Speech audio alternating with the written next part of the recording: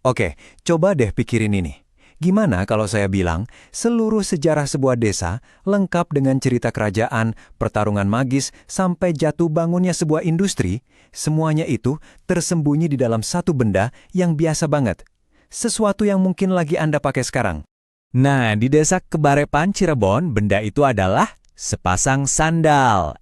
Tapi ini bukan sembarang sandal loh. Ini sandal Barepan. Kelihatannya sih sederhana ya, tapi di dalamnya ada kisah yang luar biasa. Cerita tentang gimana sebuah komunitas bisa bangkit, jadi jaya banget, terus berjuang mati-matian buat bertahan. Dan semuanya ini nyambung ke sebuah warisan yang usianya udah ratusan tahun. Oke, pertama-tama kita lihat dulu cerita modernnya ya. Sisi cerita yang bisa kita lihat dan rasakan langsung hari ini.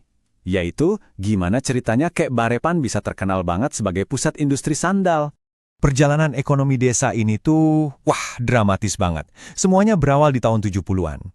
Dari sebuah ide yang brilian banget, mengubah limbah ban mobil jadi sandal. Sandal yang kuat, murah lagi. Terus, boom, puncaknya di tahun 90-an. Coba bayangin, sandal dari desa kecil ini bisa diekspor sampai ke Timur Tengah. Gila kan? Ratusan pengrajin muncul, hampir tiap rumah jadi pabrik sandal. Tapi sayangnya, masa keemasan itu nggak bertahan selamanya. Krisis moneter 98 datang dan menghantam mereka. Keras banget. Dan dampaknya itu benar-benar dahsyat. Dari yang tadinya ada ratusan pengrajin yang jadi motor ekonomi desa, sekarang ya cuma tinggal segelintir aja. Mereka yang masih bertahan ini ibaratnya kayak penjaga terakhir dari warisan industri ini. Nah, ini yang bikin penasaran kan? Kenapa harus di sini? Kenapa desa ini yang punya cerita sehebat itu? Nah, disinilah ceritanya jadi makin dalam. Kita bakal pindah gigi nih, dari cerita ekonomi ke sejarah. Dari sandal ke sebuah misteri yang tersembunyi di balik nama desa itu sendiri. Iya kan? Aneh. Gimana ceritanya desa yang tadinya agraris, tiba-tiba jadi pusat industri sandal internasional? Ini jelas bukan kebetulan. Kuncinya, jawabannya, ada di dalam nama Kebarepan itu sendiri. Yuk, kita bedah nama ini, karena disitulah takdir unik mereka terungkap. Barep itu artinya yang pertama atau yang terdepan. Jadi, Kebarepan itu secara harfiah artinya tempatnya si pertama.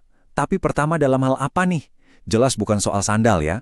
Ini tentang sebuah peristiwa besar di masa lalu, sebuah momen yang membentuk identitas desa ini untuk selamanya.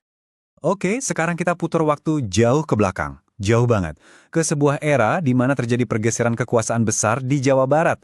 Sebuah masa di mana nasib suatu daerah itu nggak ditentukan lewat pemilu, tapi lewat adu sakti.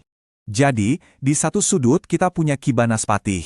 Dia ini penguasa lokal, representasi dari kekuatan lama, kerajaan Hindu Galuh.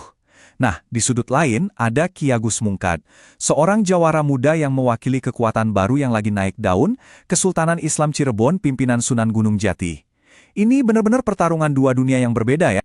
Jadi Sunan Gunung Jati bikin sebuah sayembara. Gampangnya gini, siapa yang bisa ngalahin Ki Banaspati, dialah yang bakal berkuasa di wilayah itu. Tentu aja, Ki Agus Mungkad maju menerima tantangan. Menurut legenda, pada malam Jumat Kliwon yang sakral, keduanya bertarung. Ini bukan duel biasa, tapi adu ilmu kanuragan yang konon sampai mengguncang bumi. Dan akhirnya, sang penantang dari Kesultanan baru itulah yang keluar sebagai pemenang. Nah, karena kemenangannya itu, Ki Agus Mungkad dapat gelar kehormatan Ki Tuan Barep, artinya sang tuan yang pertama. Kenapa? Ya karena dialah pemimpin pertama yang diangkat dengan cara baru ini. Dan desanya pun diberi nama baru, Kebarepan, tempatnya sang pertama. Untuk mengenang kemenangan itu selamanya, jadi nama desa itu sendiri sebenarnya adalah sebuah monumen hidup dari kemenangan bersejarah ini. Keren ya? Oke, supaya kita benar-benar paham kenapa duel ini penting banget, kita perlu zoom out sedikit. Kita perlu lihat gambaran besarnya, yaitu gimana sih Kesultanan Cirebon itu sendiri bisa berdiri? Nama Cirebon sendiri tuh udah punya cerita loh. Ci itu artinya air, dan Rebon itu udang kecil. Jadi dulunya ini cuma sebuah kampung nelayan yang terkenal sama udang dan terasinya. Identitas awalnya ya lahir dari hasil alamnya itu. Terus gimana ceritanya dari kampung nelayan bisa jadi kesultanan? Nah, ini semua akarnya dari keluarga kerajaan Pajajaran.